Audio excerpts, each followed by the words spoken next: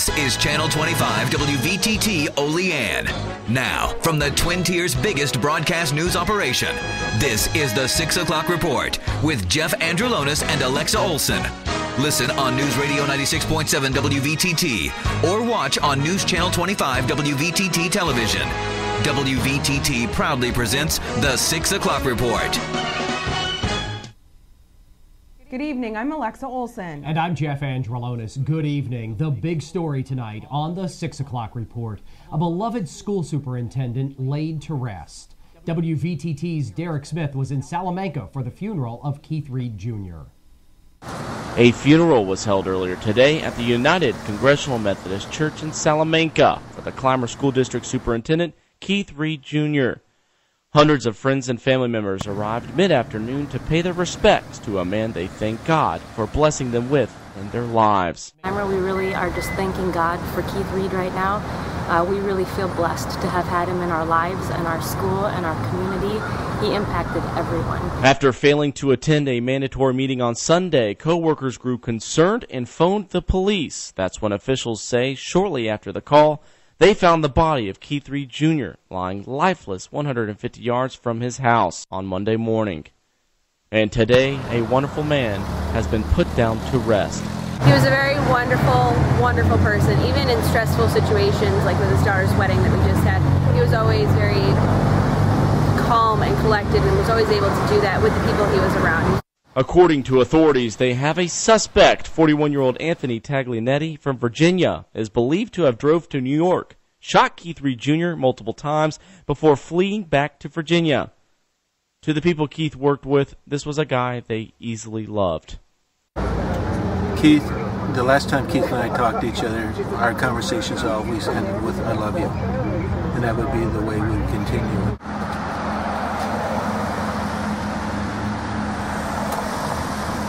In Salamanca, I'm Derek Smith, News Channel 25, WVTT.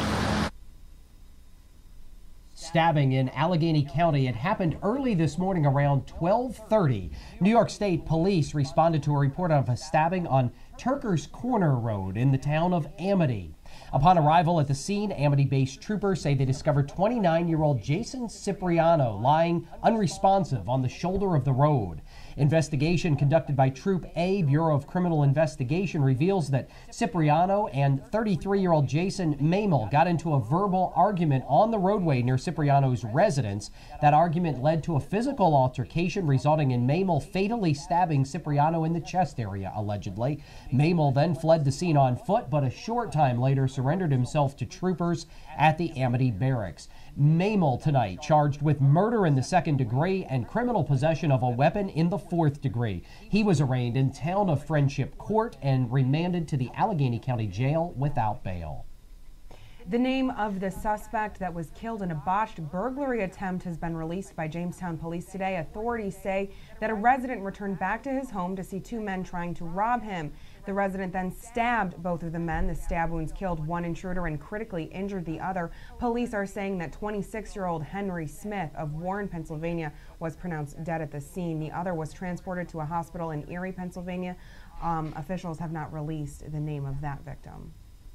A Western New York soldier is dead tonight, killed in a suicide bombing in Afghanistan. 28-year-old Jonathan Goldnitz from Fredonia, New York, served in the Navy for 6 years before enlisting in the Army. He served 2 tours of duty in Iraq before he was deployed to Afghanistan. The father of a 4-year-old had only been in Afghanistan for a couple of months. He leaves behind that son as well as his wife. A total amount of money raised is being revealed today after a fundraiser to benefit the Special Olympics took place in Western New York last week. Local law enforcement and the Special Olympics teamed up with the Applebee's franchise across the state to raise awareness for the Special Olympics of New York in a 3-hour span. With the 12 participating stores in the area, over $7,500 was raised to benefit the 55,698 participating athletes. In all, law enforcement from the New York State Police, Erie County Sheriff's Department, Lockport Police, Cheektowaga Police, Lackawanna Police, Town of Hamburg Police, Cuba Police, Canisius College Public Safety, and University of Buffalo Police Departments, among others, joined together along with staff at the 12 Applebee's restaurants to greet customers, bus tables, and serve guests. Governor Andrew Cuomo is announcing that more than 16,000 New Yorkers, including almost 6,000 first-time voters, have used the Department of Motor Vehicles' new online voter registration service here in the Empire State. Announced on August 16th, the initiative streamlines DMV services by allowing New Yorkers to apply to register to vote or update their address or party through a secure online site. Governor Cuomo says there's no doubt the new initiative is helping New Yorkers become active participants in their government. New York State will continue to make government work more efficiently and effectively, according to the governor, so it can better serve the people in the 21st century. U.S. Senator Charles Schumer made an announcement that would take recalled cars off the road. Schumer made that announcement yesterday that he had reached an agreement with the top 4 rental car companies in the U.S. to stop the renting or selling of vehicles that have been recalled by their manufacturer. Under the agreement, rental car companies like Enterprise, Hertz, Advantage, and Avis have all endorsed the new legislation that was authorized by Senator Schumer to make sure that recalled vehicles stay off the road. Together, these companies represent about 93% of the rental car market. This deal caps a year-long push by the senators and consumer safety advocates to fix a loophole in the current law. While car dealers are prohibited from selling a recalled car, rental car companies are not banned from renting one. Under the new legislation, rental companies will have up to 48 hours for recalls that include all vehicles in their fleet. State Senator Catherine Young of Olean has received an A rating from the New Yorkers for Better Libraries organization. That's an arm of the New York Library Association.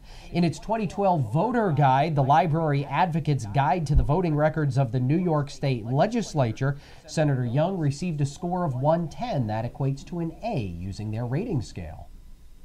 Well, it's official. The Bartlett House is getting a new coat of paint. The Common Council approved the $55,000 that will go into painting the Bartlett House and the carriage house that sits right behind it. The house hasn't received a new coat of paint in nearly 10 years, Jeff. Meanwhile, maybe you've been playing Powerball. 2 winning Powerball tickets from Western New York have been sold. $1 million winning ticket sold at Tops Market on Bolivar Road in Wellsville. And a $2 million winning ticket sold at a 7-Eleven on Lakeshore Road in Hamburg. This weekend, WVTT's Megan Sims will be covering Austin, Pennsylvania's unique history. She will visit the remains of the Austin Dam and celebrate the town too tough to die. On September 30th, 1911, poor construction and torrential rain resulted in the dam's collapse. It was the second worst flood in Pennsylvania. And celebrating the 101st anniversary of the Austin Dam collapse this weekend. Meanwhile, WVTT's World and National News Roundup is coming up, and they're rounding up great white sharks in Australia. Also, the very latest on the presidential campaign back at home. The World and National News Roundup up next on WVTT.